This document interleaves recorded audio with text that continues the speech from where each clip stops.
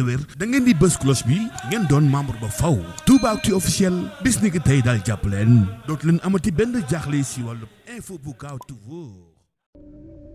Bonjour, bienvenue dans votre l'image du jour. Aujourd'hui, nous parlons d'Alioune l'ancien directeur de RADDHO, qui vient juste mettre ses propos sur l'investiture de Sonko. Alioune parle au gouverneur et préfet doivent aider le président de la République à terminer en paix son mandat et respecter les dispositions de la Constitution sur la liberté d'expression. Merci pour la fidélité, c'est notre fierté. N'oubliez pas d'aimer, partager et abonner. À la prochaine. jukka yéen tey ji ci seen jàngatu bis bii di image du jour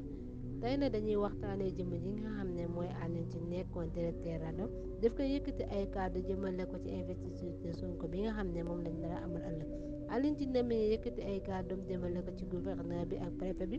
dañoo war a jàppale dimbali président de la république ngir mu jeexalee mandaam bi ci jàmm ak salaam ci loolu na dañuy respecter disposition yi nga xam ne moom la constitution bi tëral maanaam kenn ku nekk ñu bàyyee ko mu wax xalaatam ñu leen di jaajëfal ci topp gi ngeen di topp seen YouTube bii di Toubactu officiel bu leen fàtte di abonné di partager di amee ngir jëmmal seen bi ci kanam jàngeen